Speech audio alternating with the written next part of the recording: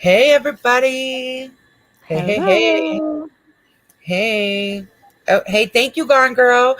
Hey, Batty. What the fork? Dee Dee. Gone Girl. Soldier. Um, Hey, Stephanie, I got everybody. so sorry. I had something come up. I had to push it back. I hate doing that, but um, I had to. And I know my Happens. notifications are probably messed up now.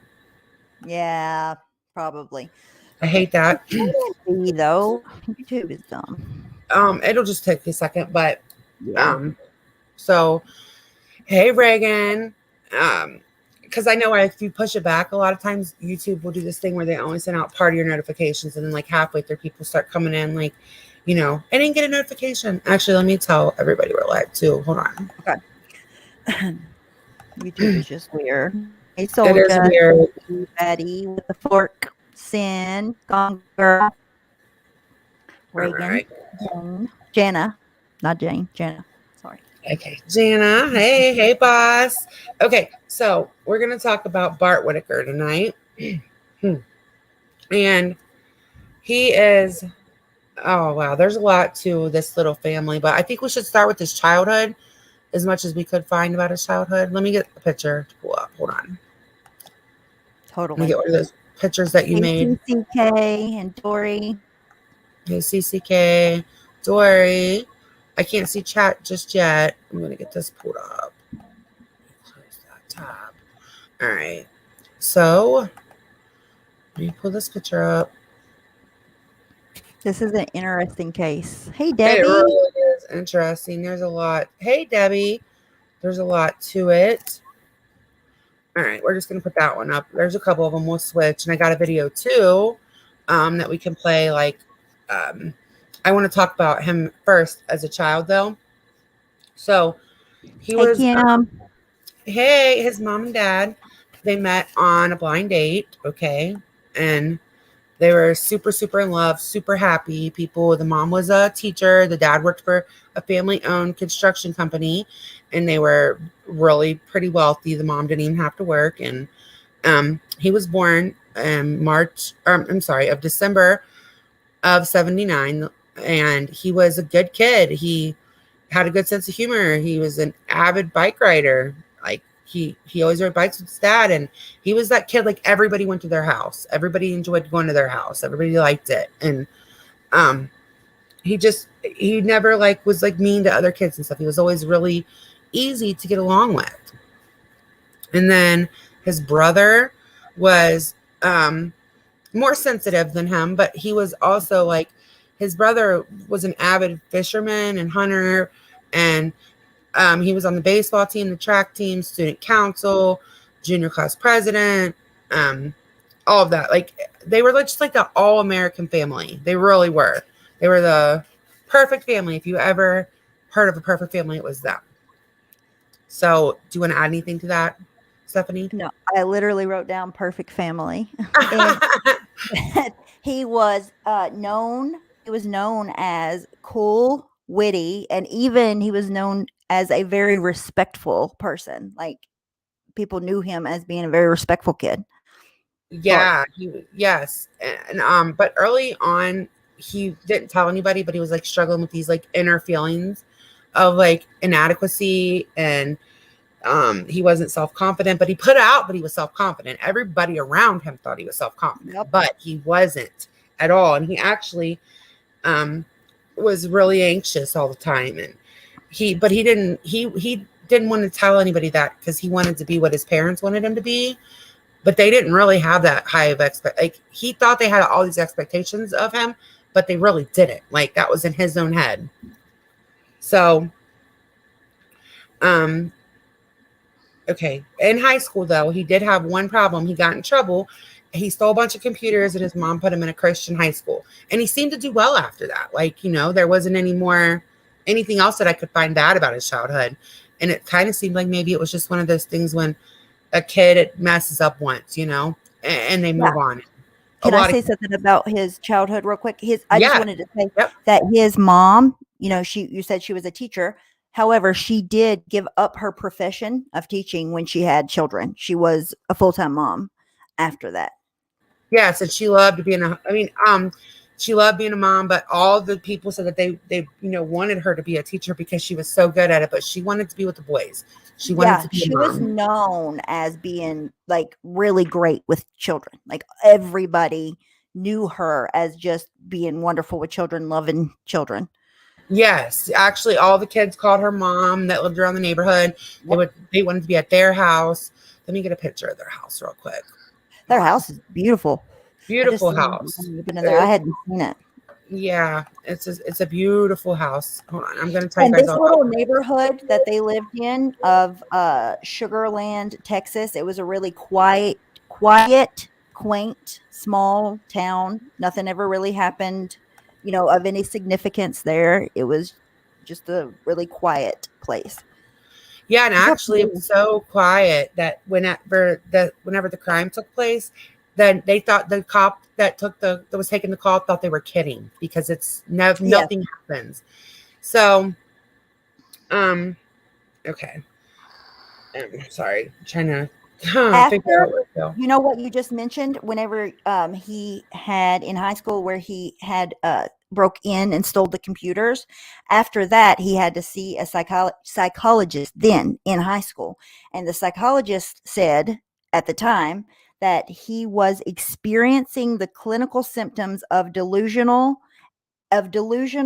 disorder, and he was paranoid. That Oh was his yes, yes, diagnosis. yeah, that was his diagnosis. But I think his family was one of those families that felt like it would pass. Like they didn't take it as seriously that I think maybe they should have because Yeah. they didn't ever see this coming. They thought that they just raised a beautiful family. They gave him everything that he wanted. His mom was attentive, his dad was, they played sports, they were that's just all American family, like Yeah. all American family. It So like his dad, everybody looked to them kind of like they had their shit together. They were the ones that were the American family that were great at everything they done. The dad was great at his job. The mom, she was great at her job, but then she quit to take care of her kids. The all around perfect family from the outside looking in. That's what they were known as in the yeah, I mean, community. everything I saw was perfect family, perfect family, Yeah. perfect family. So they thought that And they Bart sent their also, oh, go oh, ahead. one more thing about the childhood. Barlow said that when he was smaller in his childhood, he said that he didn't feel like he fit in that community. He didn't feel like um he just did he never felt like part of the community, and he never felt like he fit in. Yeah, he actually said a line. He wanted to get rid of his bloodline. He did not feel like he Yep. fit in. He did not feel like he belonged there. So, um, the family was like so proud. They thought that their boys are going off to school and they're just doing so good. And I think that the Kevin he actually picked like a local college, more local, and Bart actually started out at a different school. Okay. Yeah, Um, Kevin was his younger brother. yes, Kevin is the younger one. Bert is oh my god, Bart is the older one, and they, he never felt like he fit in. He was already starting to tell people he was adopted early on in college. Like he was telling people, Yep. "I'm adopted." He would try, even though they're a perfect family, he would try to distance himself from the family. But they were a great family. Like you'll see how great his dad is. Like I don't even know, his dad's a saint. Okay, so but we'll He get to that. said he never felt like they loved him. Even then, he didn't feel love from them, Yeah, but even I though don't. everything says different than that. But Yes, like there's nothing that went on. I mean, people have asked him, "Were you ever this? Were you ever that?" Nothing. He wasn't. It nope. was just something that he struggled with. So, and he like secretly, his brother and him were really close, but he secretly envied him because um, where he was more masculine, his brother was more masculine and more sports. Bart just wanted to go shopping, and he was more feminine, and he liked things that typical men, a lot of men don't like or whatever. He really struggled with that. With wanting He said later on, he said that his brother was everything that he was always trying to be and couldn't be, and his yeah, brother was automatically just that way. So he yeah, felt jealousy and envy towards his brother since a young age. yeah, since a super young age. So Sugarland had like it was like 68,000 people, and it was 20 miles from Houston, but it was a very, very nice neighborhood. The average family at the time of the murders in America made $53,000. The average for this neighborhood was $115,000. So, I mean, it was a upper class, nice, you know, beautiful homes. Everything was landscaped. All the families got along. Nothing ever even happened in this neighborhood. Nothing bad ever happened in this neighborhood. The most that would happen were home break-ins because it was so nice. But other Yeah, than that, there was no like murder violent or crime, like yeah, that at all. yeah. So in college, he was going to school, and everybody thought he was doing so well, and the parents get a call. They think their son's doing well, and they get a call from the police, and they're telling them that their son had plotted their murder, had everything that actually happens in the murder. 2 years later is everything that was planned. He already planned it. He already went to go get, he already had help recruited. Like, he planned their murder. This was in 2001. Yes, this was in Mhm. 2001. He planned their murder. But when they confronted him about it, because the person went and told, I'm sorry, the girl went and told Yep. that found, and he gave her a really creepy hug and said everything's going to be okay. Yeah. And she said she felt very uneasy about it, and so he told his parents, we were just kidding around. We were like, just joking around. Like, I would never do that. He convinced them that it was a joke. It was a misunderstanding. Yeah, a misunderstanding or a joke. He was like, I don't know if they misunderstood me, but it was a joke, misunderstanding, and so he ended up switching schools. And that was Baylor University, by the way, like a very affluent college. Yes, and so he ended up, switching to a different school because, I mean, how do you stay at a school after all that, right? Like, and his family did care about looks, let's face it, like most families like that do. And they ended up switching schools. And I don't know if he got expelled or if they just switched him. That wasn't clear to me. Yeah, I don't think they ever thought another thing about it after that. No. They didn't believe it at all. No, they didn't. So, unbeknownst to his family, he was talking to somebody else that, in the next school, and he had the same plot, but they went to go to the house, and they had a pry bar, and so I guess with the window maybe, and the alarm went off and it stopped them in their tracks. So this is his second plot, but the parents don't find out about this one. Yeah, and so they had no idea. They had no idea. They came to the house, set the alarm off. That's how far they got the second time. Yeah, that's how far they got. Not just like telling the cops this time. So, he was working at a restaurant from everything I could read, but his parents paid for him a beautiful life. Like, he had a beautiful lake house, designer cars, everything designer, beautiful cars, everything. Okay. Let me get this other picture. Hold on. And he ended up calling his mom. His mom was so excited. She thought that feeling when your kid like accomplishes what you waited all that time for. And he says, like, Mom, I am going to graduate. I would love to go out to dinner and celebrate.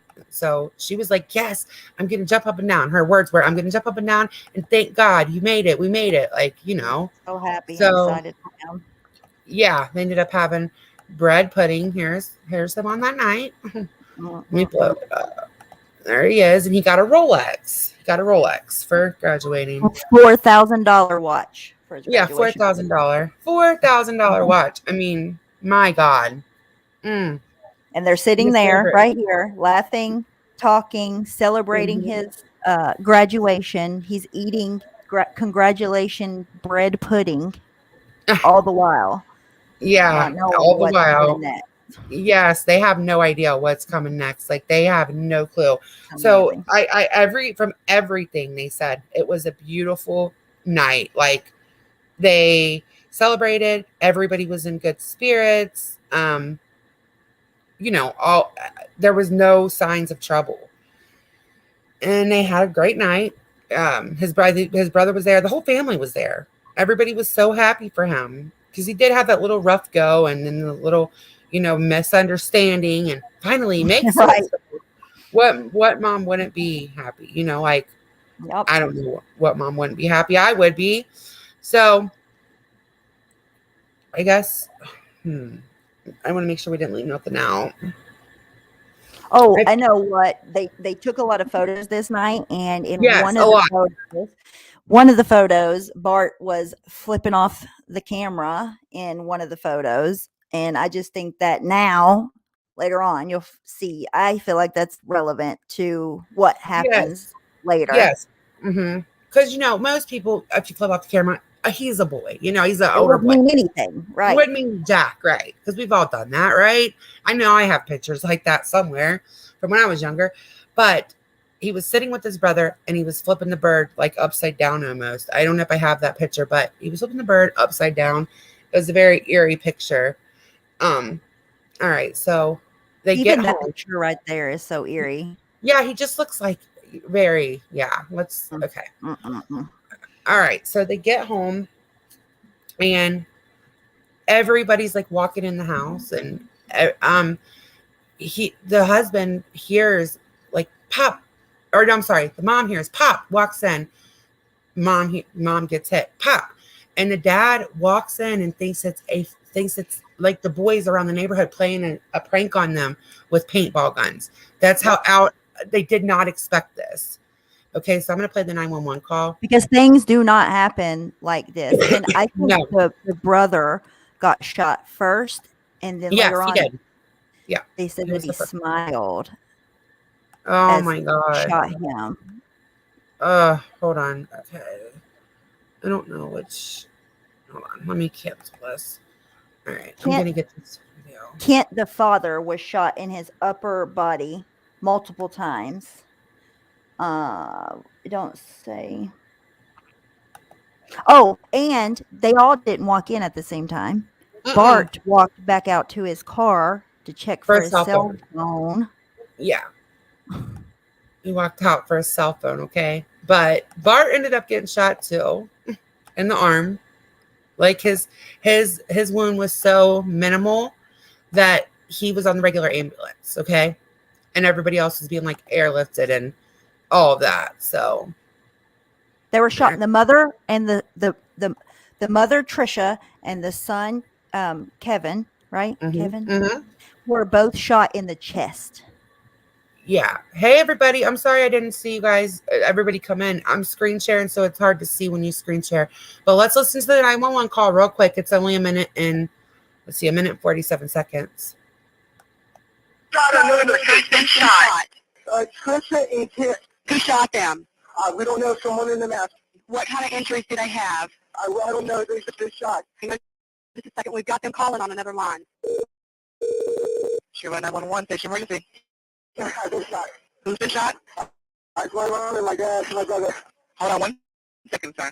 Engine 1, all we have one subject right now. Apparently the whole family's been shot. Stand by. Is this Trisha or Kent? It's Bart, the son. Okay, Bart, where is your wound? In the arm, my shoulder. I think I can't my arm. Okay, who else has been shot in the house with you? I can't see. Who else was in the house with you? We were walking in the house. My brother and my mom and my dad. Oh, God, I can't. I need to hang on, Bart. I've got help on the way, okay? Do you know who shot you? No. Okay, your neighbors were telling me that he had a mask on. Is that true? No, I think it's dark in here. Okay, do you think he was burglarizing your home, or are you guys having problems with somebody? Oh, God, I don't know. How many shots did he fire, Bart? I don't know. Can you tell me anything about him at all? Did he sound black, white, Hispanic, Middle Eastern? Maybe black. I don't know. I couldn't. Okay, when he left, Bart, did he leave out your back door? Yeah, I think that way. He let you check him out towards the back door? Yeah. Okay, Bart, where were you when he shot you? I'm in the living room. Oh, slow down, okay? They're on the way. Where are you in the house right now? I'm in the living room. You're in the living room? What? Someone's here. Okay, do you see the officers, Bart? Yeah. Okay, that's the officers coming in. I'm going to go ahead and disconnect with you, okay? Okay. Thank you. All right, so that was the 911 call. As y'all heard, he said he chased them off. They were black, and the neighbors had already said, that they were wearing a mask. Mhm. And I also think it's important to say that when they got there, the house wasn't ransacked like normal. All the drawers were put out at an even amount instead of like ransack. You know what I mean? Like if Yeah, you ransack, it's gonna be all different drawers. One drawer is all the way out. One drawer is halfway in. That was not how it was. Okay. they just pretty much did it to make it look like it had been a burglary, or that had been the motive, which the police did. They thought that's what they were looking into, and they thought that's the crime scene that they came into was an armed burglary. I mean, Yes, and it's also important to say that it ended up being Kevin's gun. I do believe Kevin's gun that they yep, got shot with. It was so we it was know that taken this. from Oh, a sorry. Go ahead. safe. It was taken from a safe. I think it was a safe. It was some kind of locked box in the Yes. house that Yep. the gun was taken from. Yep. Hold on. This might actually be. Oh, you can't see his finger, but I think this is. I don't know why it's cut off like this. I was trying to find that picture to show you guys, but Oh, and the reason why they thought initially that it was an armed robbery was because, number one, they pulled the drawers out, but number two, there was another armed burglary in the vicinity that night. Well, the scent in that house didn't match the scent in the other burglary that had no, happened. nope. So they ruled out that it was a burglary after that. Yeah, so his dad just got shot. Just found out it's with his own, with his kid's gun. They don't know what's going on. The cops find out that he hasn't even been going to school. He's still he still has freshman Wait credits. 1 second. Kent Oh. died on the scene. Kent, the brother, Kevin. No, Kent's the dad. Kevin died on the scene. The mom, she got shot in the chest too. She made it to the hospital. Trish, died at the Trish hospital. died. Yep. And then Kent, he got shot multiple times in his upper body, but he did survive. The dad did survive. Yeah, Okay, because he turned a certain way, and he survived because of how he turned. It actually saved him. Like, how you kind of turn your upper body. Whatever he did, it saved him. So, okay. The dad and him are both in the hospital, and the cops come in and say, because they were asking what they were doing that night, trying to figure out what was going on. And they said, he told them how proud he was of his son and all that. His son was graduating, they were celebrating it. And the cops come in and tell him in the hospital, your son still has freshman credits. He's not been in school this whole time. So the way the cop found the way the cop found that out was that the cop seen something in the newspaper where it had said he had graduated, and he was like, no, he did not. He did not graduate. He had lied to the people about it. So they had to go and tell them that. I think that's when they first started suspecting something was awry. Yeah, they first started suspecting it, and then they had found out about the murder plot, but there was not anything like. They actually had Adam call the guy. His name was Adam from several years ago when he had gotten caught, and they had him call, but he never really made an admission. He just offered him $20,000 to keep his mouth shut, and that's not really proving it. He didn't say it. So for whatever reason, it was going. The investigation was super slow. Like, yes, I don't know. I feel like most that was on.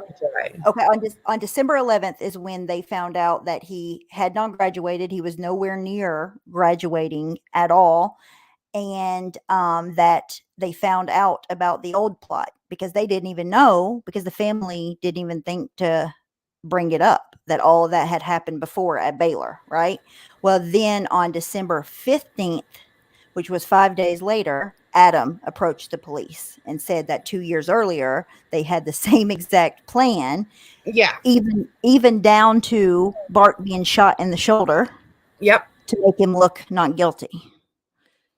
Yes. So, all right. So they find all this out, but the investigation is moving super slow, and his dad, goes down there, screams at him, but his dad had made a deal. Like, I made it so whoever this is, I am going to forgive them. I just want them to be punished, but I want to forgive them, whoever it is. But I think he kind of thought it could be him because of the previous plans. He didn't ever say that. He's never said that. But I just feel like instantly he was like, I'm going to forgive them. Like, I'm going to forgive whoever it was. And people kept suggesting that it was his son, and he would say, no, it's not. Oh, It's and I wanted to say about Adam Hick, who was the guy that, they said 2 years ago that he almost had him plan to kill his family too. They, suspected him right away too that he could be involved, but then he had an alibi for that night. So he was not, I think he ended up testifying Yes, he did. And he ended up later. making a phone call and then the guy was, Bart was like, I'll give you $20,000 to keep your mouth shut, but didn't say Right. I Yes. did it. Yeah. So anyways, Yes, he didn't admit to it, but it mm-mm. didn't help him any at all that he was like, you don't talk about our plan, is what he said. Don't say our plan, and I'll give you Right. 20,000. Yes. So one night, I think that he was feeling the heat coming on him. He told his dad, I'm going to go to the club. I'll be back later. And his dad looks in the safe, and there's like set between $7,000 and $10,000 missing. He's missing. Nobody knows where this mofo's at. He's gone. He dipped. Okay, he's gone. And he ended up getting a ride from this guy that he gave $3,000. He'll come back up a little bit later, but Yeah, that was 7 months after the murders. He disappeared. yeah, not a lot was happening in the investigations. So yeah, 7 months went by and nothing else new came up after the Adam Hick thing happened. Yes, and I think he was feeling the heat though, because his dad did say he was starting to question him a little bit, but it was uneventful. Like I didn't find anything in those 7 months that was like, I got to talk about this. You know what I mean? It was just like, yeah, probably like walking on fucking eggshells for everybody. Okay, I'm just saying. Of course. Like, could you imagine how awkward and weird that would be? Yeah, how terrible that would be.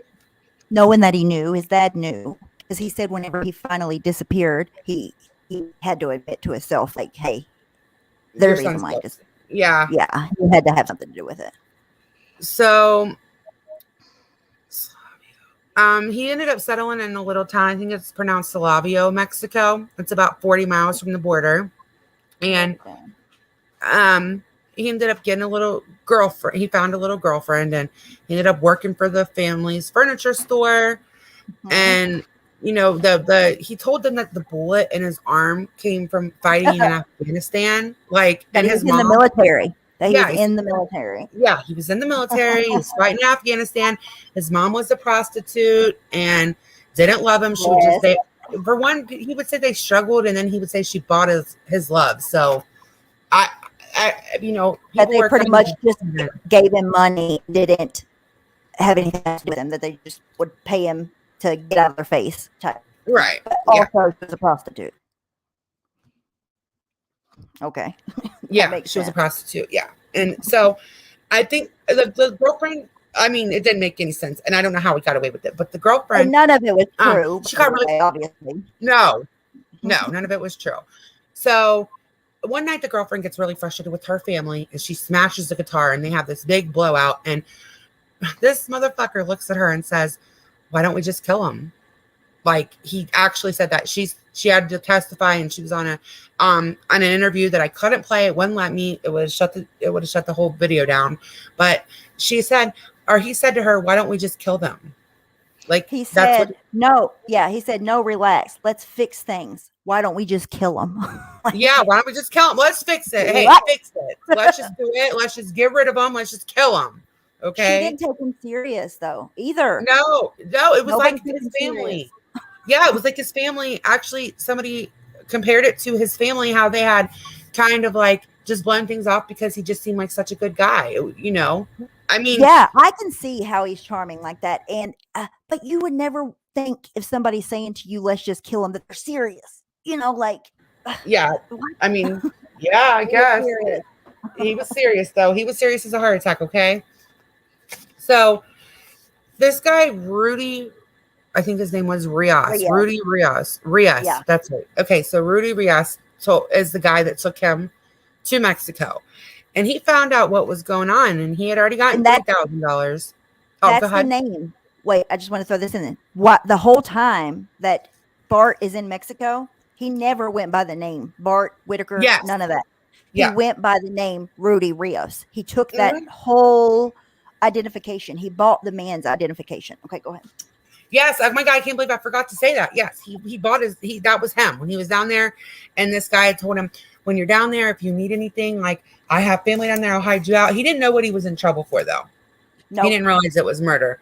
He just thought, I don't know what he thought, but I mean, if you're running Mexico, it must be big. But in his mind, I don't know what it was. But he did. He met him when he was working at a restaurant, and you know, and they never said like what the guy thought or what the arrangement was, but he ended up finding out that he was in trouble and what he was in trouble for, and that there was a $10,000 reward. Okay, so Yeah. he called. He had paid $3,000 for his identity, and Yeah, now yeah. he got his $3,000, right? So he's like, "Oh, you're in trouble for this. There's a $10,000 reward fund. I know who he is." Yeah, and he he turned ended him up. in. Yeah, he turned him in, and like, he didn't ever get in any kind of trouble for taking him down there, but he gave him $3,000 for his identity, to be able to use his identity, and for him to get him to Mexico safely, and he did. Yep. So it was And his about. family helped him there, I think, or he at least told him, if you ever get in trouble or you ever need help, I can help you, and I can help you get to Mexico, and I have family down there, and they'll help you. So I think that initially he probably had his family. Yeah, I don't know. Because a lot of the stuff is not easy to find because it's an older case. So Yes. I did look for what happened, but I knew where he ended up getting settled, and I knew, about his girlfriend. But anyways, they ended up getting him. Let me change the picture. Hold on. They ended up getting him extradited. Mexico arrest after this guy called and turned him in for the reward fund. Mexico arrested him on immigration laws because he was in violation of immigration, and they arrested him, brought him back to Laredo, Texas, and extradited him back to America. Mm-hmm. Sorry, I'm trying to get this picture up for you guys so you guys can see him. I mean, not that we want to, but we're going to talk about him. Let's put his picture up. And look how he's smiling in jail. Like, fuck. All right. What a weirdo. Okay. All right. So, like, he doesn't have emotion at all. No, none. Not any. Not at all. All right. Okay, so up to where he makes it back to Laredo and back to America, and he talks to his dad. Yeah, he ends up, telling his dad that he's sorry. And but wait, I forgot a very important detail. Before he went to Mexico, he had told people he wanted to finish his dad off. He wanted to finish his dad off. I can't believe I forgot that. Stephen Champagne had said that when he went to them, that he told him that he wanted him to finish his dad off. Yeah, he didn't even he wanted his dad finished off for sure. So, okay, so they ended up finding out there was 2 other people involved too. That's what I was going to say. We should go to that while he was in Mexico, before he got extradited back to America. Hold on, let me find. You know what it was? It was a year and a half after the murders. They went, and Stephen, right here we go. A year and a half after the murders. Yes, he came forward a year and a half. Sorry, Yeah. I had to get a drink. He came forward a year and a half and admitted that he was the getaway driver. And he actually took them to where they had thrown their, there was a bridge off of over top of a lake. And they found the chisel that they used to pry open the safe, the ammunition that was connected to the gun, and 2 cell phones, which one was Bart's. So while he was in Mexico, that had already happened. And then there was also the other person that was involved, named Stephen Champagne. Is that how you say his last name? Stephen Champagne is the getaway driver, and Chris Shears was the other guy. Okay, so they were already going to testify and all, they were already busted. Can I say something about that night, the night that he... Yes, okay, absolutely, so yes. When Stephen, he came to them, it was almost 2 years after the murders, and he told them exactly what happened. He said that he sat in the car outside of the restaurant that night when they were at the graduation dinner, and he watched them all eat dinner, and he waited till they all got done. He's seen everything that they did in there, all the pictures that they took, all the fun that they had, him eating bread Bread pudding, all of pudding, that. yes, Yeah. yes. And then after, when they got in their cars, he followed them home to make sure that they made it to the home, because the other guy, not Steven, the other guy of the two, was Chris, waiting yeah. for them at the house. And then Chris' And scent is who they found, yes. yes, and the reason why, as soon as Steven went to the police, they knew that it was the truth, because in his confession, he had mentioned this black glove, a lone black glove that the shooter had worn that night and had dropped. And the police already had this black glove in evidence. Nobody knew about this black glove. Yeah, Never no, mentioned. yeah, They wasn't had it in released to the public. evidence. Yeah, No, it was never released. And he told them about it in his confession. So they knew that he was telling the truth. And then he took them to the bridge and they found all the stuff. They found a water bottle that they got DNA samples from, which was Chris's DNA, Chris Yep. Brashear. Mhm. They got a chisel, which they used to pry open the safe or the lockbox to get the gun. They Yep. found really not common ammunition for a gun that matched the gun that was used that night. And then they found one more thing. What Two else cell did they get? phones. They found two cell Cell phones. One of phones. which Yep. was the cell phone that that Bart was supposedly looking for the night of the murder. Yes. That was And one of the cell phones. they restored them. They restored the cell phone, and it traced back to Bart being the owner of the cell phone. Yeah, that's not crazy. Like all of that came from Steven's confession to them. Yes, it was like in a black or in a some kind of like clinch bag almost, like and it was thrown over, and I can't even believe they could get all that off of it after all that time. They had to dive down 3 times, and on the third dive, they happened to find the sack of evidence. They found a treasure trove of evidence, and they were able to get his DNA off of it 2 years later. Yeah, they got it, and that's even all them years ago. So imagine how like far things have come now. You know what I mean? Yep. So the trial is like super. I couldn't find a lot on the trial. I mean, I did, but I didn't find it. So I had something come up where I was like, "Oh, please, my last hours." So this is you. Sorry. Go ahead. No, go ahead. Okay. Chris Brashears did go in after Steven went in and confessed to the police what had happened. They obviously told them all of Chris Brashears' participation in it. He was the shooter. He was the one that shot the people. And he came in. They convinced Chris to come in for a sit-down interview. And when he got there, he got really spooked and freaked out, and he never spoke to the police. He got up and left from his interview that day. So Chris, until he went to trial, never even, talked to the police about anything. So Steven ended up being their key witness, obviously, in this whole case. Yes, and Adam helped them. Remember Adam from earlier? Yes, Adam also did. Yes. And the girl that he hugged, I didn't know her name. They just said that he had given. Because if you all are keeping score, this 3 separate times he convinced people and had a plan and almost went through with killing his family or having his family killed. Yep, the third time was a quote unquote charm, but yes, it took 3 times. He convinced 3 different sets of people. Like how do you do that?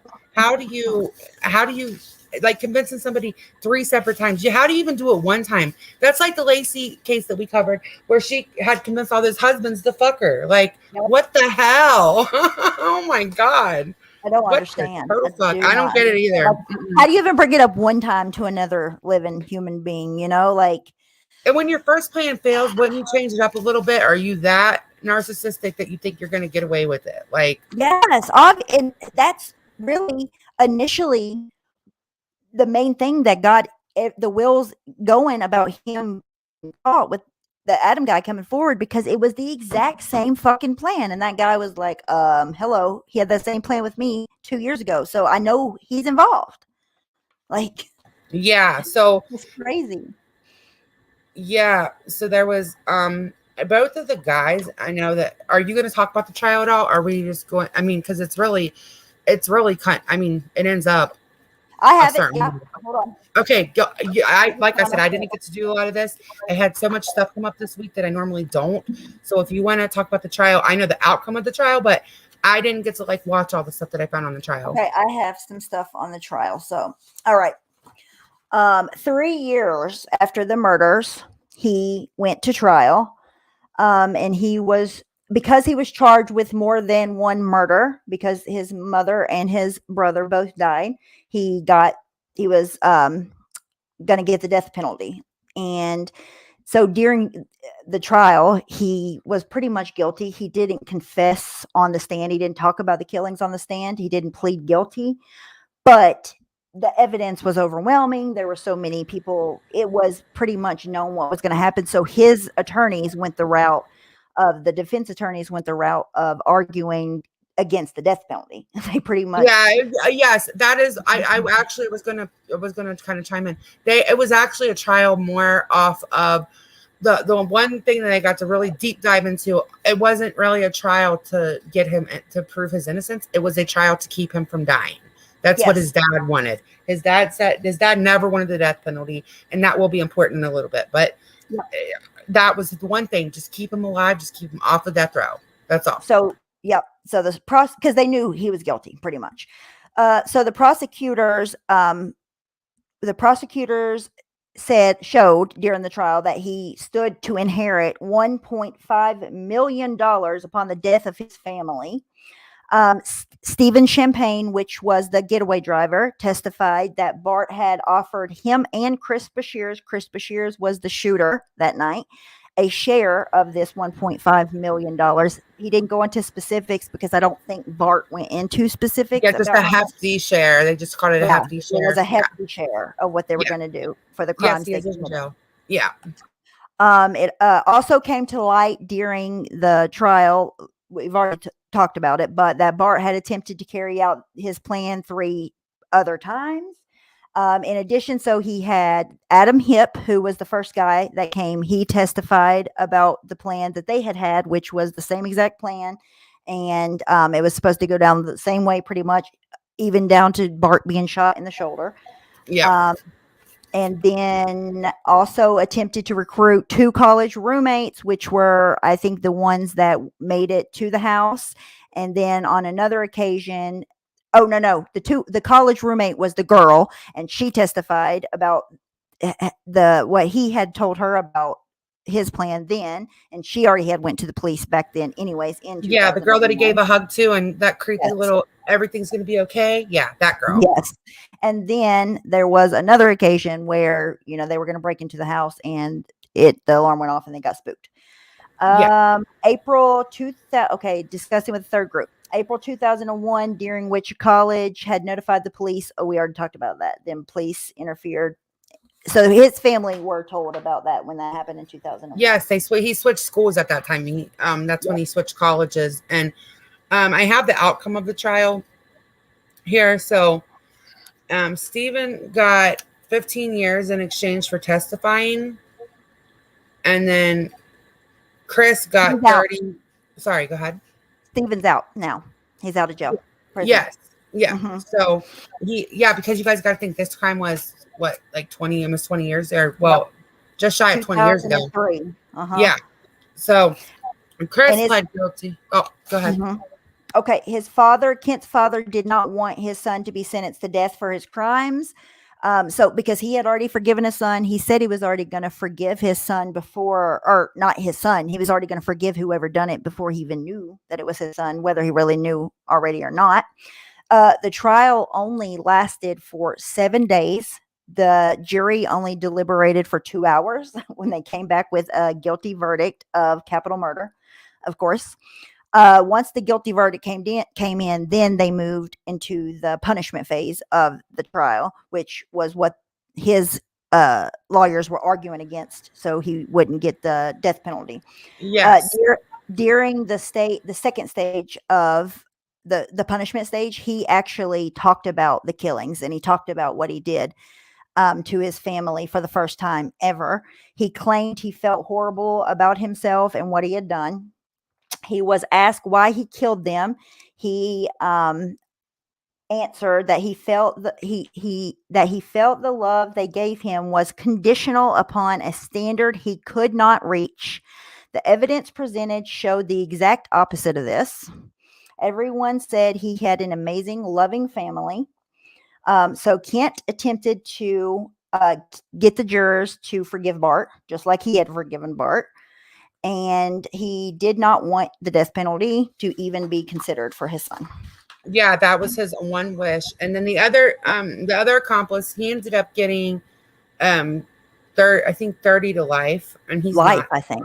Yeah, well, I'm sorry, he has to serve 30 years to be considered for parole, but he got life. So Oh, so he can get parole though. yeah, but it's probably wow. not going to happen. But yeah, Right. he has to serve 30 years first. So okay, so yes, I want to Shauna, yes, they went to the cops. I don't know if you must have missed the beginning, but yes, they went to the cops.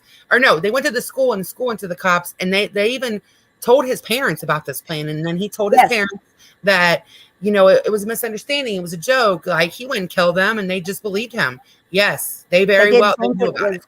Yeah, they didn't think there was anything to it. So 2 days before Bart's execution date, okay, so he got the death penalty. Oh, wait, we're not there yet. I was on the wrong side. So Kent also stated, the father, that he believed that his wife would not want his wife, which was killed in the murders. She was one of the victims, that she would not want death penalty for Bart, her son. The prosecution, however, did think that he needed the death penalty, and it came back, and that he did get charged with the death penalty. After 10 hours of jury deliberation, he was charged with the death penalty was his punishment, death by lethal injection. Yes, and it was 3 years before I went to trial, correct? He was at home for 7 months? 3, yeah, it was 3 years, yep. Kimberly. Yeah, I thought so. Because he was on the run for it had to be about 3 years. So Kent, Kent, the father, was not happy because he did not want the death penalty. So he spent all of his time lobbying for his son. Actually, he spent a decade after, because whenever you get put on death row, you're on death row for a long time. He was on death row for 10 years before anything ever happened. And so for a whole decade, his dad was trying to do everything he could do to try not to have his son be put to death by lethal injection. Bart appealed many times. I didn't go a whole lot into exactly what his appeals were, other than that they were not accepted. They didn't go through. Do you know? No, it was it was literally the last appeal went through 40 minutes before he was scheduled to die. 40 minutes. It wasn't an appeal that went through. That's not what brought him off.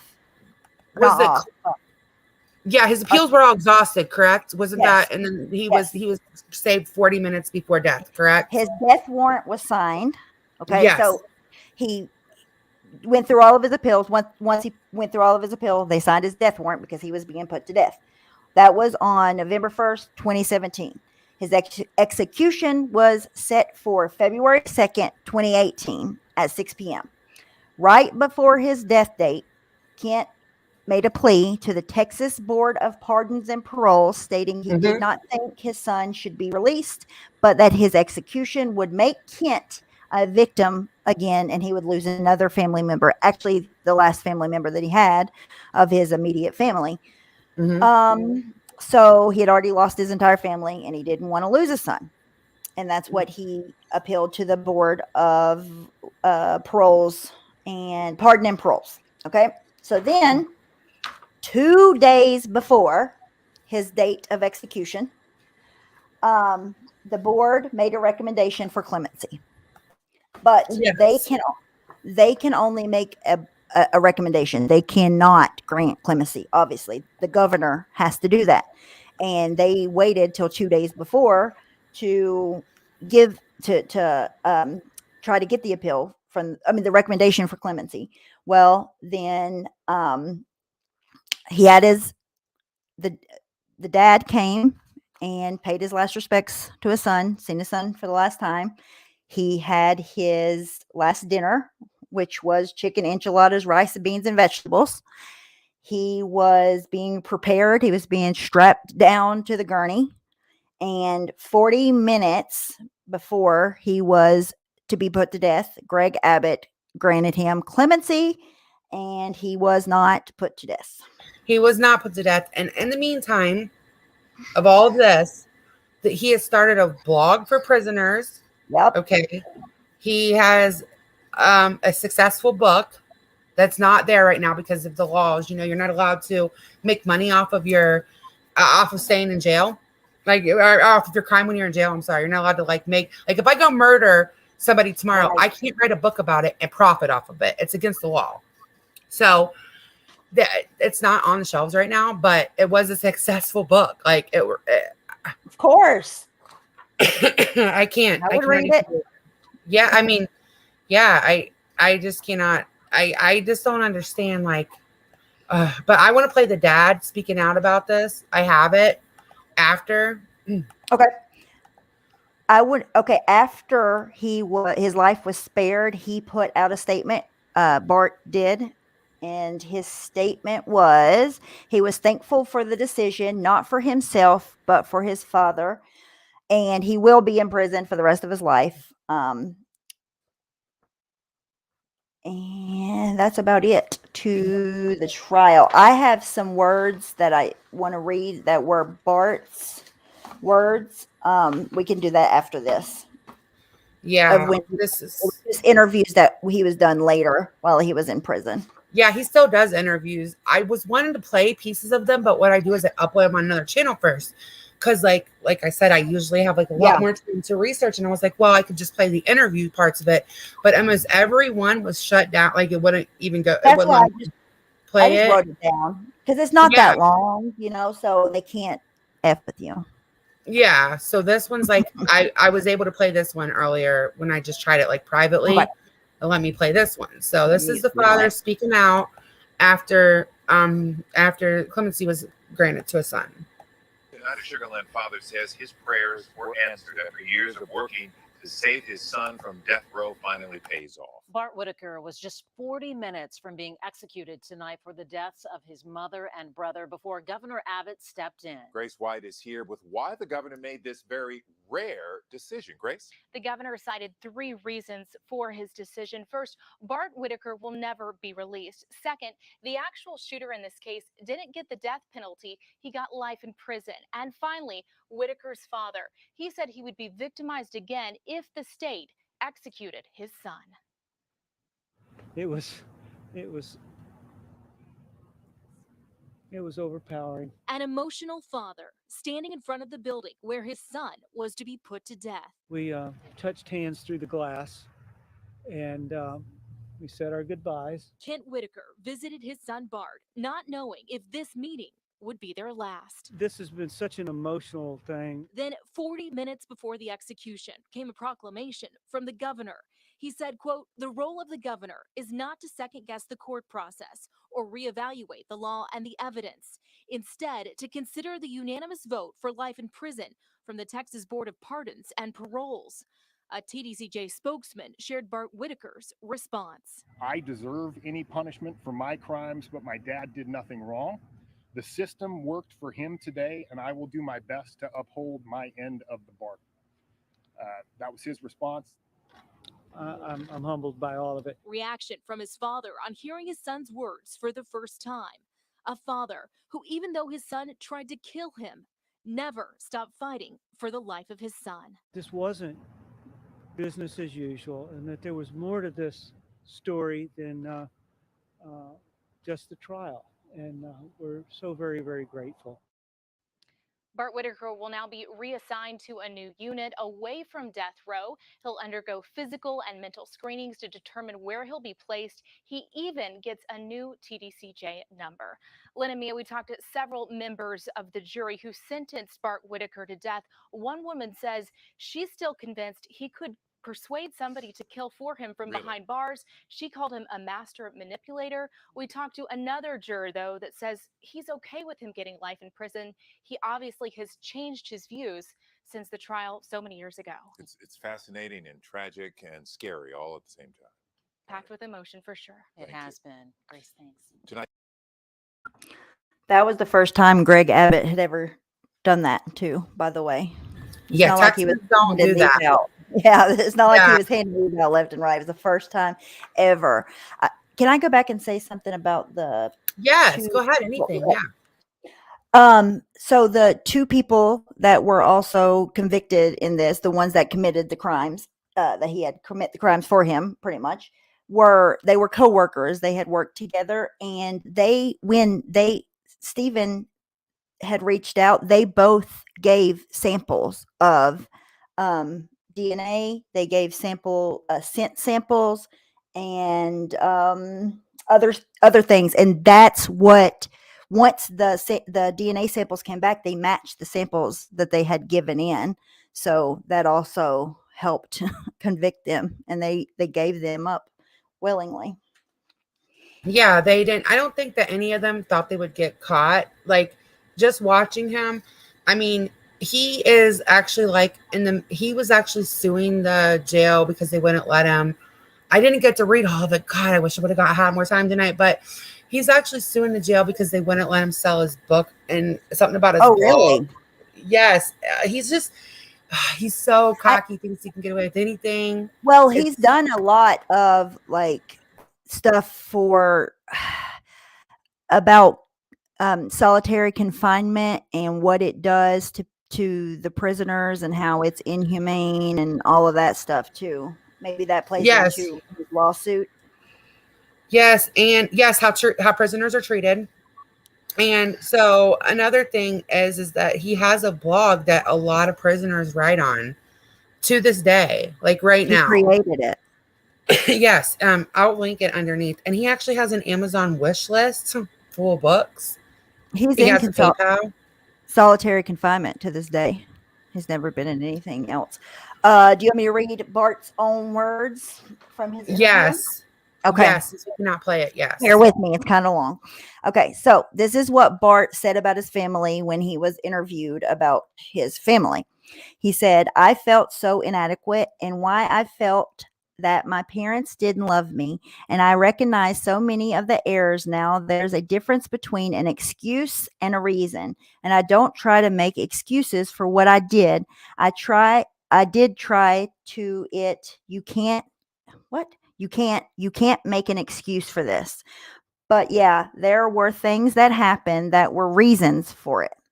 Even from a very young age, I believe that what my parents loved was an idealized version of me, and that I kept telling myself if I worked really hard and I succeeded, that I would be that person.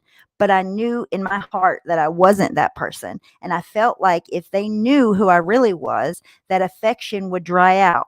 And you can only go through that for so long before you would start to bear grudge against the people you think have set that high standard." And then she asked him, "Did you love your family? Did you love your brother Kevin?" He said, "Yes, absolutely. I was envious. He had so many of the qualities that I tried so hard for over the years, and people just loved him. We humans are kind of messy like that sometimes. I don't think my dissatisfaction turned outright hatred until high school. There was a point in there, I guess, sophomore year, where I was just so tired of feeling like a failure all the time, and I started to blame them for the way I felt, and it wasn't something that I just decided one day, hey, I want to kill my parents. It was just something to try to ease the pressure a little bit. I wanted my life to be different. And however my thought process got there, I blamed them for me being in existence. I blamed them for me being in existence. I wanted revenge for being alive." So pretty much he blamed them for him being alive, and he wanted to punish them for it because he didn't want to be in existence, I guess. And psych evals do back this up about him, but I think it's more a narcissistic thing than anything else. I have some pictures and I stuff think he that I want wasn't to. capable of feeling their love and blamed them for it.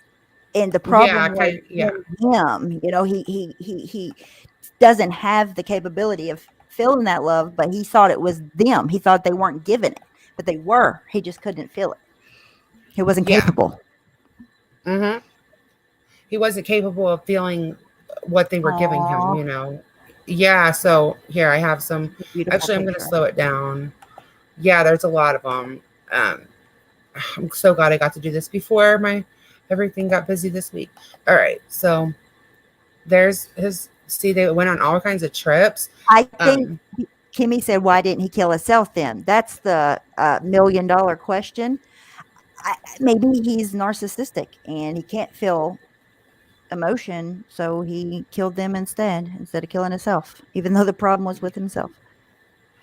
yeah, so he was on death row for 11 years. Just I think I saw that question.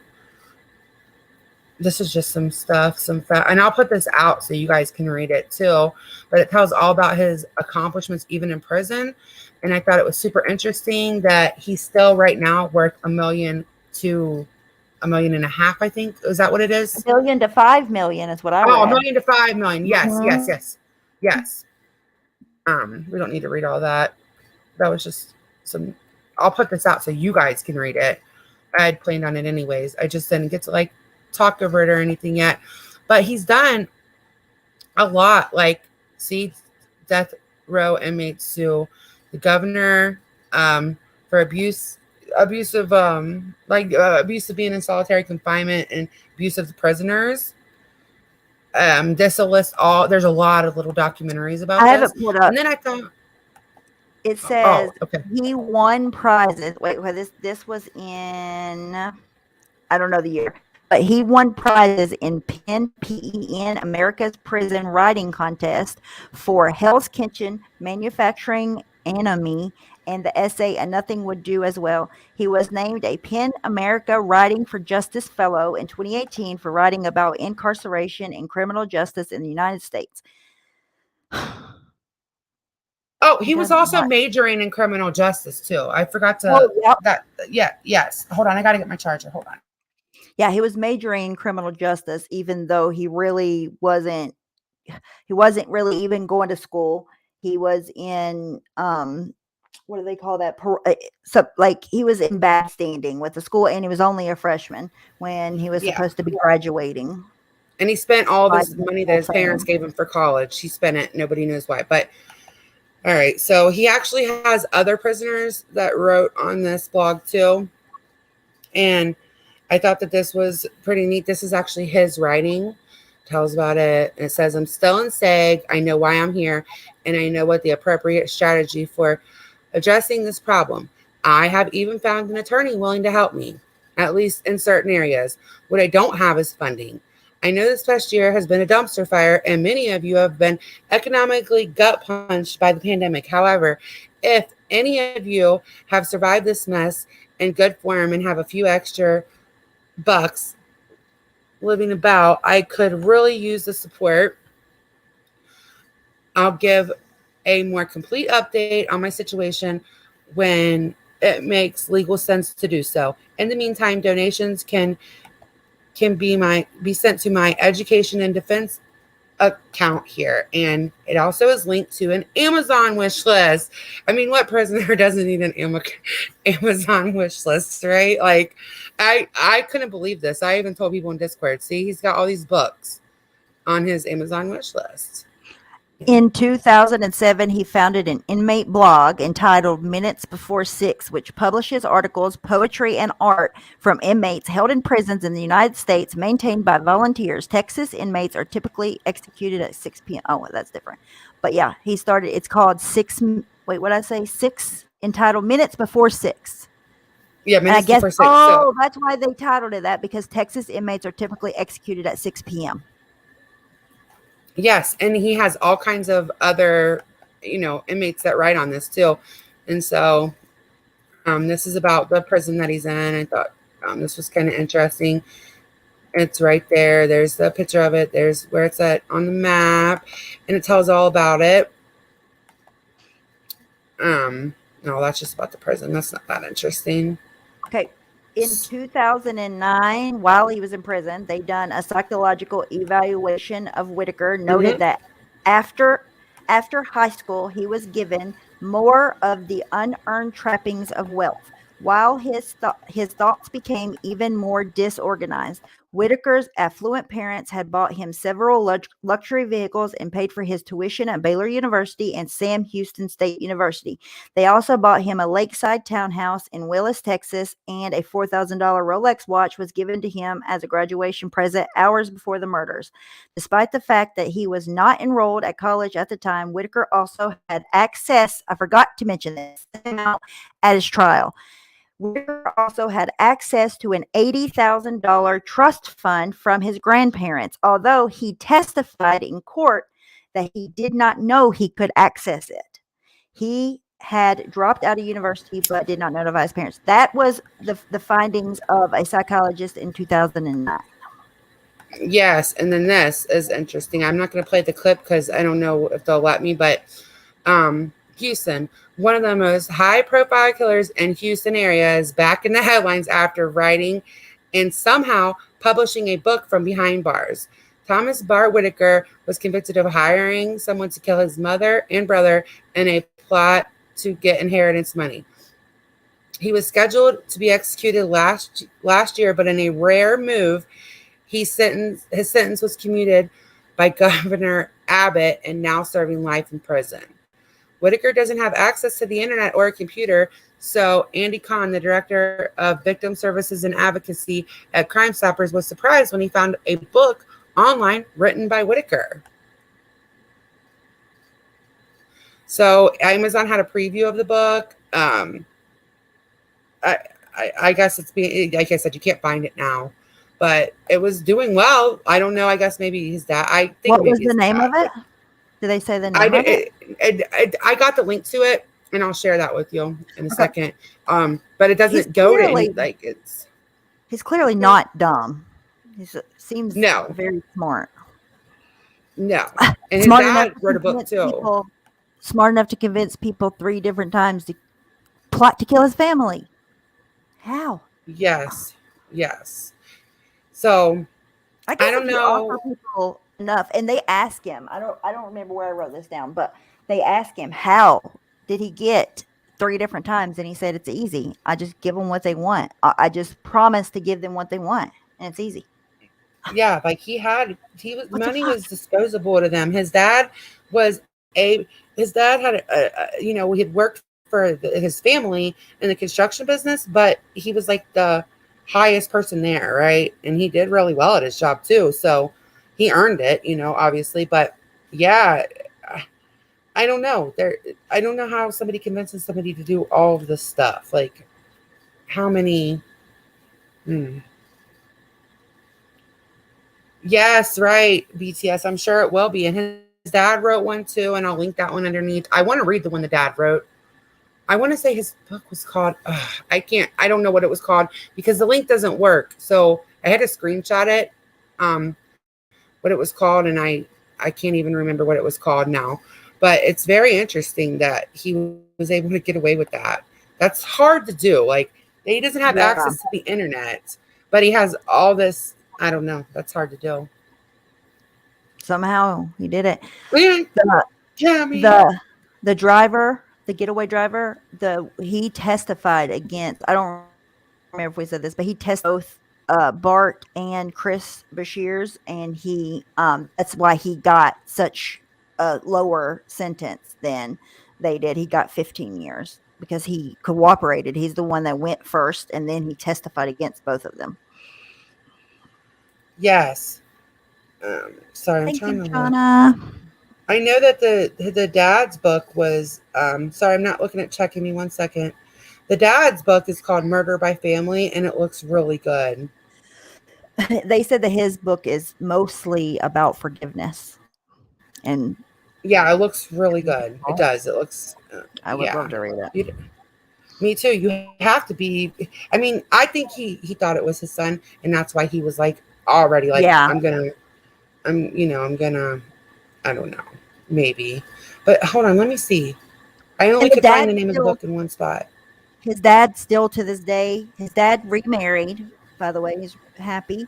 And his dad and his new wife still visit Bart to this day, Yes, all the time. yes. Okay, so the book was titled "Who Fears Hell Runs Towards It." That was Bart's book. Yeah, on the Oh, Christian wow. metaphysical foundation of the American penitentiary and the missing image of resistance and the Foucault's discipline and punishment. It's got a really long title, but it's not there if you go to it. Somebody said they tried to read it but they didn't make a lot of sense to them. But other people said it was a great book. So yeah, then that's a really weird name of a book. I would totally But read it. yeah, who I had access fears to it. hell runs towards it. It didn't let you. Oh, I thought you said you did have access. I was going to say what? No, I said if I did. Heck Metaphysical, no. the Christian metaphysical foundation of the American penitentiary and the missing image of the resistant and Foucault's discipline and punishment touches on prison life in America. That's what it's about. It touches on the life of a prisoner, and if you've always led like a regular life and you didn't end up in prison, it might not make sense. But to people who have been there, it probably made a lot of sense. So, yeah, I wish I could read it too. Thank One you, of his Sen. one of his appeals, I did read, one of his appeals was something about there were botched lethal injections in that state around that time or earlier. And Yes, there were two of them. Yeah. yes, and that's what he was trying to argue about, like that exact form of death penalty, but it didn't work through. It didn't go through. It didn't happen. Yeah, it didn't go through. No, the last thing was his dad, was the clemency for his dad. I know I said appeal earlier, but I meant clemency, and 2 that was his days last before. hope. And it was yes, and they Crazy. decided 40 minutes before his execution. 40 minutes. Or how could you imagine you're going to like watch somebody you put to death, like for instance your son, who you've been begging to be like going in 40 minutes before as you're doing your Yes. last visit or whatever. Oh my God. He had Oh already my God. had his last visit. He had already had his last dinner, and one thing that I was watching said that he was being strapped down to the gurney. I don't know if that's true or not, but 40 minutes before they were damn near getting ready to strap him down to the gurney. 40 You minutes have to is because they have to. insanity. Yeah, they have like. Yeah, they have. That's so close. Like and like Texans do not grant clemency. It's not a thing there. So this was literally by the grace of God, because they don't Absolutely. do that there. It's not a thing. That's why they kept calling it so rare, because it's the one state that if you get the death penalty, you're getting the death penalty. Look at all the This is doubt the around the first Darby time. Root Sierra case. I Yes, wonder if Abbott's ever done it since then. I I don't wonder if think it's the so. only time. I think so. I'm pretty sure. Thank you, Wow. Adequate. Thank you. That's Yes, amazing. there's actually another case down there that's Michael Perry that I sent you there, and there's actually a documentary off of it, but he tried everything for appeals and clemency and all that and didn't get it. I know of several cases that, and in all different states. I mean, but Texas is really rare. So, yeah, I just, it's mind blowing. Texas don't play. Thank you so much, Adequate. Appreciate it. I'll link all of the stuff like that we got this from, and you guys can kind of look into it if you want yourself. I'll link all the places where I got my information and all that afterwards. I don't know. Could you guys forgive your child if they killed your whole family? Like, would you be begging for their life? Honestly, I don't know. What would you do, Stephanie? Like, if your son killed your husband and your kid and you survived and he survived, would you be able to forgive him, and not only forgive him, but beg for his life? Mm. It, it's really it's if you're a Christian, it's the right thing to do. Yeah, I don't know. I was really thinking about like if one of my sons That's killed like everybody except for me and him. that's like turning the other Mm. cheek on a level of ultimate proportions. Like, I don't know. You don't know. It's hard to Yeah. say unless you're Oops. in that situation. Annabelle. Oh, not a man. Yeah, me. I don't know. Okay, I really have thought about this because I wanted to bring it up at the end. I really have thought about this. Okay. It happens a lot more than people would think that families or whatever they plead for the murderer to be forgiven because they have forgiven them themselves. Yeah, I have another case too. Her name's Erin Coffey. Mm-hmm. She didn't. That's what I'm talking about. Her dad is the only one that survived, and the brothers both died, and the mom, and the dad was attempted to be murdered too. And I don't know. Like, oh, I didn't even see what Ash just said. Yes, I actually Annabelle, have because the question. that case to talk about. I have it like I don't know. I have Michael Perry, and then I have this kid named Blaine that I don't think he probably should have died because he was a little slow. But then again, I don't know. It's a really graphic case. That one does involve a child murder, and then the Aaron Coffey one. I have like 3 lined up, and this week I had so much stuff come up, but um, I'm gonna start on whatever case we're gonna do. Like I'm gonna start on it tonight for next week, so that I don't have that happen again, because I didn't even know if we're going to be able to go live tonight. I luckily made it back in time. So I was kind of scatterbrained when we were starting, but I'm going to start way early. Like I'm going to go ahead and start tonight. What day of the week is it? Tomorrow's Wednesday. Yeah, tomorrow's Wednesday. I can't do Thursday. I might plan but I can do fun to do on my channel that we can do tomorrow. Not a case. Any day but Thursdays. Really. Go with me. Yes, let's do something. We can do something fun. It would take a lot, but it's still your kid. Yeah. I don't know. I don't know what I would do. Unfortunately, that the son drove his Jeep in the middle of the night, killed his parents, but his mom survived.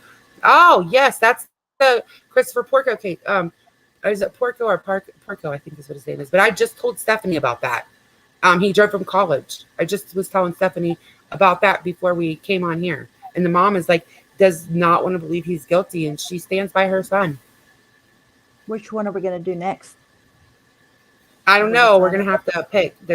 We probably should mix it up into a girl. Do a girl real quick. I'm not partial to Maybe Aaron Coffey. All new to me. Yeah, so. or the Michael Perry case is it's pretty interesting, and there's a lot out there about his childhood. There's drawings and poetry out there that he did before he died. It's super interesting. Yes, there's a lot. Then there's the Christopher one I was just talking about. There's the Aaron Coffey. So Ash there's says so we many. need to do Aaron Coffey next. Yeah, Aaron Coffey is super interesting. It's kind of like this one, but another good family. I mean, her parents were a little strict. They were really religious, but nothing weren't killing them at all. Nothing. So I don't know. I guess we'd have to see. So at my wife's college, who annihilated his family as a teenager, high on sniffing glue. What the frick? Wow. Well, family annihilators are really interesting. I mean, that sounds bad. They are interesting cases, though. There's a psychology professor at my wife's college who annihilated. He's a college professor and he annihilated his family? Well, if he's a teenager, when he get out, like a lot of teenagers get out, they don't do life. That's why I'm waiting till. But yes, please. College? He got a name change and moved out of state. Wow. Wait, somebody told me they found Bart's book, so I wonder. Wow, hold on. Yes, please. Hold on. Oh, whoever just said that to me, it must not be on halt anymore because they had halted it because he is in prison. So they must not be like the halted anymore. I would love to read it. It's only the download version available, Bart though. book? Yes, that's what they What? said. I'm reading it. Yeah. I hate to give Yes, him money, but please. I mean, I want to read it too. So it says Bart's book is unavailable. That's what I thought, Kimmy. But what somebody the found the heck? download version. Hold on. Hold on a sec. Wait, do you have to pay for it? Uh, Maybe he has it available where you don't have to pay for it. I don't know. I gotta give them my email, and I don't remember what my channel email is because I never Maybe use that's it. a loophole. Yeah, maybe that's what it is. All right, let me tell this person what my Gmail is. Give me 1 If you second. want to look at an open case, check out the Murdochs in South Carolina. I've heard of that. That sounds familiar. I can't think of what it is off the top of my head. There's another case too that there's like documentary stuff about, and it was I think in Connecticut, and they had like followed them home from the bank and everything. They had followed a family home from the bank, and like killed some of the family members. Some of them were still alive, and they tortured them all through the night, assaulted the daughter, all Oh kinds of my stuff, ended up God. killing them. Yeah. So Well, there's some really cases. Some of them are kind of dark, but then again, it's all pretty dark. it's all murder. Yeah, none of it's better I than mean, the just like other. even this. Look, he's there at. He set this whole graduation dinner up, which was fake, by the way, because he wasn't even fucking Yes. graduating. To have them all there, that Stephen is outside watching them celebrate. They think they're there being happy with their son, celebrating. He's eating bread pudding that says congratulations. All the while, they're going to get massacred when they get home. That's Yeah. insane. Hold on. I'm going to show one more picture. Hold on. Let me show one more picture. Well, it's not one picture. Stephanie did this picture, but a lot of these pictures are from the night of. You can tell by the jacket. This is the picture right here that the bird was in. I don't know why it was cut off like that. I didn't cut it off like that, but that's the You one might when he want was to put flipping the bird with his brother. Kimmy's thing Oh, down. hold on. You can see it better. Oh, crap. I forgot it was up there. Thank you. Okay, so this one right here is the one where he's flipping the bird. That's the bread pudding. That's him, his mom, and his brother. And that's all the night of. Like, Yeah, there with was the tons brown of pictures. jacket is the Mm-hmm. night of the dinner. Yeah. Well, I don't know. Somebody told me they found it. So maybe, I don't know. I couldn't find it either. I could not find the book. I looked. So, like, I looked like last weekend because I was going to see if we could get it. And no, it wouldn't let me get it. So, I don't know. Look It's at creepy, him right though. there with his bread pudding. It was bread pudding Knowing and he's sitting smiles. right there. Oh my gosh, just think about it like this. He's sitting right there beside of his mom. Like, and his brother. That's his brother, right? On the left? Yes. Yep. His mom and his brother knowing that they're going home, and he knows that that guy's outside watching them like fucking crazy. Yeah, then he knows. And they're out, and he knows that, he's getting his Rolex and all this shit, and he knows he's about to get them killed. It's And he just knows fucked that up. this is fake. He knows he's not graduating. He knows it doesn't matter if he's graduated or not because they're going to be gone. Ugh. Yes. Isn't that like so weird to look He's at his face horrible. and see how he is? Yes. Him sitting there beside of both of them. He's horrible. Horrible person. That Timothy dude that killed his mom and dad, put his mom's head in a pot and cooked it. Yeah. Yes. Bodies in tubes of chemicals. I was obsessed with that trial. There was a lot of police footage. Oh my God. I don't know. I never could get into it as much because it was like, oh my God. But we could talk about it, but I don't know. Isn't that crazy? Like, I don't think they sensed it at all because they didn't even think anything like when the whole plot happened before. They didn't even believe it. They didn't think he was any type of way. They thought he was fine. Thought he was great. They thought he was going to graduate with a criminal justice degree. They thought he was just about to graduate the criminal justice degree, and they were so happy for him. And all the while, he set this whole dinner up just to set them up, just to have them killed.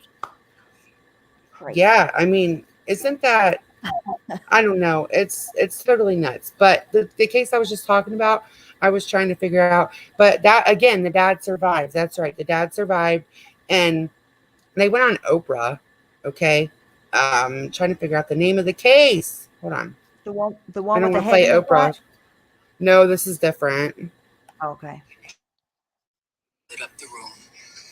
Clemency, are you police? Yes, I got. I don't. I hear something. But I am against the death penalty. I changed my mind on the death penalty almost 10 years ago. Low Cameron, Todd Wilmington, the case changed my mind. I just feel like if one innocent person gets put to death, then the death penalty isn't worth it. And that's going to happen if the death penalty is available.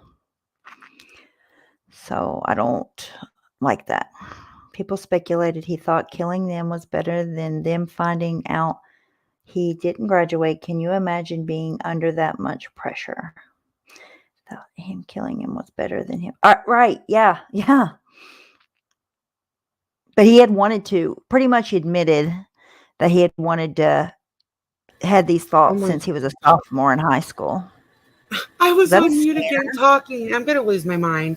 Yes, the Joel guy. Yes, that case was so weird. But like that guy was so weird.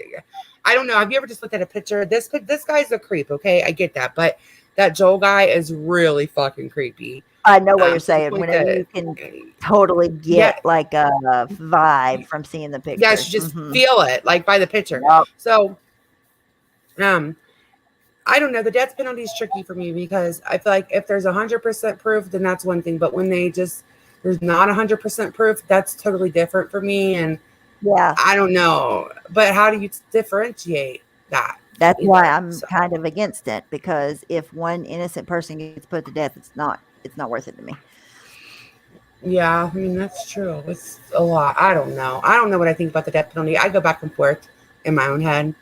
So, yeah, but if you guys like, if there's anything else, I mean, if there is a case that you want us to do, we can do it. We can look into the Joel one too. Let us know. I have like a couple lined up, but we don't have to do them like right in a row. We can do suggestions too, for sure. And, just go from there. Yeah. I don't know. I don't know. I don't know. So yeah. Oh, you're going to love, you're not love it. That sounds so bad. I know you like the deep dives. Yes, you're going to be so interested. And the Aaron Coffey one is super interesting because, again, the dad is like fighting. You can't go in yet. Hold on. The dad is like fighting for her stuff. I mean, he fought for her. He's still like, I mean, he knows that she did it. She admitted it, but he's still like, very much, that's my daughter. I love her. Nothing's going to change that. And then, I mean, there's a lot of cases where the parents just don't. I think they feel like that's their only family member that's left, so they can't let them go, no matter how toxic and bad it is. But the Michael Perry case is real bad too. Right? They're in prison. They can't hurt nobody. I know. So the jury, the prosecution argued with him was that if he was alive in prison, that he would be a continuous, continuous menace to society, because the way that he could manipulate people and the way that he was a mastermind and got people to do things for him, that he would still be a danger to society, pretty much. So that's why they wanted him to get the death penalty. Yeah. I mean, I don't know. I wouldn't want my kid to get the death penalty, but then if somebody killed my kid that wasn't like my kid, I don't know. It's so tricky. That's like a whole conversation for real. Oh, see, that right there might change your mind the way you felt about that in a heartbeat. Yeah, Aaron was on Dr. Phil. Yeah, if it was your kid that got killed by somebody else, you would want them to have the death penalty. But if it was your kid that killed your whole family, you wouldn't want them to have the death penalty, right? I don't know though. As even then, as a Christian. I just feel like you can't be okay with that. No, I don't know. I get really confused about this, okay? I really do. I never know what I think about it. So, I don't know. I'll have to think Because about you're this supposed to like turn this the more other time. cheek, but murder is totally different. It's hard to compare turning the other cheek to murder, you know? Yeah. Yeah. There's no way to know for sure. You're right. Yeah, All true. right. Well, I think that's about it. But I'll send Stephanie like the couple cases that I have. Well, the Aaron Coffey one. A lot of somebody else suggested that one. We could do that next. I know the Okay, Michael I'm Perry writing it down. case, and then the Blaine Milam case is really It's there's a coffee lot with to a that one K, too right? because no, with the C, it's Oh, is it? CA or it's Caffey. It's actually Oh, Caffey. okay, It's I see Aaron what you're saying. Caffey. Okay, Yeah, it's actually got it. I wrote it Caffey, down. but yeah, it's a and then I don't know, the So Michael Perry one's really good. if you all want to like start looking into the next one that we're gonna do, Aaron Caffey. Yeah, I So can you put all it. It's a weird spelling. You get it for him. look into it too if you want to before. Yeah, And you there's said a she was on lot Dr. Phil to it. Yep. And she was on Pierce. What is it? Morgan. Pierce Morgan does it. Yep, she was on that show. Here, I'll put this in the chat for you guys because this is where a lot of the info's at. I mean, I read a lot about this stuff too, though. But here's an episode that's free. You guys can watch. Let me send that to you too, Stephanie. Yeah, Before it I is. forget. It's death by lethal injection, so it is technically under law that it would be homicide. That's why they don't you when they do it the way they do it, nobody knows the person that is the one that actually does it. It has to be more than one person that it could be at that time because they don't want them to have to live with knowing they are the one that ended a person's life, even Yes, though they're being put to and death. right, and a lot of guards that did that, COs that whatever, they actually came back, and there was like a documentary about how they felt so guilty Of they couldn't even course. sleep because they got to know a lot of these guys. They get They paid moved to shit. that. Yeah, they don't get paid good. They can't eat. A lot of them don't last through. They're There already was one working that I on death think. row with Uh-huh. dangerous people and then have to participate in killing them. Like it's not a good job. Yeah, and they are. Isn't it put down as homicide? Whenever the Yes, death it penalty is is done, isn't it homicide. put down as homicide? Yeah. Yeah. By law, it's homicide. Yes. Oh my God. Listen, Eileen is my favorite serial killer. And I know that sounds really weird, okay? But No, it's the first true totally. crime thing I think I ever covered on Uh-huh. my channel was Eileen. Well, that and the West Memphis 3, we could talk about that one sometime too, because that is people feel very differently about that. Like some people feel like some people feel like the stepdad had done it. But they're all out. So, and we can talk about that one sometime too. See, and that's the thing. All of this stuff plays into not only with Eileen Wuornos, but every other person that ends up on death row. Yeah, a lot of Yeah. shit goes into that too. Yeah. I know Ash knows a lot about West Memphis 3 too. I bet she would like that conversation. But I do, Look at Eileen, Kimmy's something we quote. could talk about again. What'd she say? Kimmy put in quotes, my favorite serial Serial killer. killer. I know, but I'm serious. Like she's my We favorite know serial what you killer. mean. And like I just feel like she was dealt such a fucking shitty hand. And Her story is incredible. Like oh yes. incredible. Yeah, we could definitely talk about her. Like we don't have to do that in October, just sometime, because all the cases that I found are going to get past October for sure. There's just no way around it. Yeah, And at I least don't like think a couple of months. Breaking the Silence says, in my opinion, the most evil people in the world are the ones who kill their own children. I don't think I could talk about a case like we did last time every single time. Like that shit is No. dark as fuck. Well, I don't know though. Andrea Crazy. Yates is another one that I know she killed her own kids, but I blame her husband, and I could talk about that one all day, like because Didn't she have mental issues already? I don't very know a much lot so. about Yeah, her stuff. she had. She wasn't even supposed to be alone Okay, with them, right? no, she wasn't even supposed to have any more after so many, and her husband had her cooped up in this little like traveling van Oh, we should talk half of the about kid's that. life, and yeah, because that's like different than just talking about mom killers, all the Yeah, time. There's a that last lot to that. thing, that was awful. The Yeah, last I mean, case they were I'm really talking weird about. that I can talk about stuff like that and it doesn't, I can compartmentalize it, but even It so, fucked I with felt me. very I'll be dark. honest. That Yes. last one about that little boy, it fucked with me for sure. Yeah, and then there's Susan Smith too, who drove her two boys into the I remember that. river. Her van. Yeah, yeah, we could talk about that one too. I mean, all of them, but yeah, I blame some on the dad for sure. I would like to talk Hey, about those because I Joshua, hope you feel know, better. hey, Sour Girl, I know Hey, about Sock them, but Girl. I don't know much about them. You know what I mean? Like I heard of them. I heard what happened. Like that, but I don't know a lot of the cases and what happened in those. I know the Yeah, names. the Hey, Munchausen Alicia. moms are very different. Hey, Alicia, the Munchausen panels, I don't know, they're different for sure because you just see like so much pattern. But with like Andrea Yates, there was so many chances for her to be stopped, and Rusty didn't let her. She didn't do what the doctor said. Like he should be blamed. Instead, he's out there living his best life, and she's blaming all of herself. And she actually had, I mean, before she even killed the kid, she was diagnosed with postpartum psychosis, which is super rare, by the way, Yes. very rare.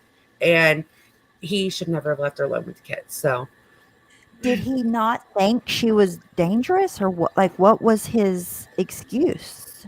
Did he give one? Like, why did he? Why did he he, leave them alone? I forget. I need to look back into it. It's been a long time, but yes, he's done a lot of interviews about it. Because I think he did feel Wow. guilty, afterwards. No, I didn't know there was Course, two Susan should. Smiths. Ash. Yeah. Well, okay, we can do the Aaron one next week, and then after that, you guys can take a vote of the ones that we have lined up. We could just do it that way because like one a week is a lot, just because they're pretty heavy. So we can talk about other stuff throughout the week, but one a Yeah. week is a lot. It's pretty heavy, and I have to decompress after that. Like it's too much. You know what I mean? I just need to Definitely know what decompress. you mean. Yeah, I'm sure you do because last week was we started off with like a really deep one though, I think. So thank you guys for coming. This will be up if anybody missed it.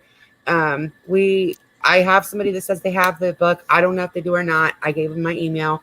I'll let you guys know if I do get the book. And thank you guys for coming. We'll probably be on Stephanie's channel sometime tomorrow doing Thank you something. for having me. Good night, Thank you for guys. coming up. Bye. Bye, guys. Bye. Thanks, guys. Night.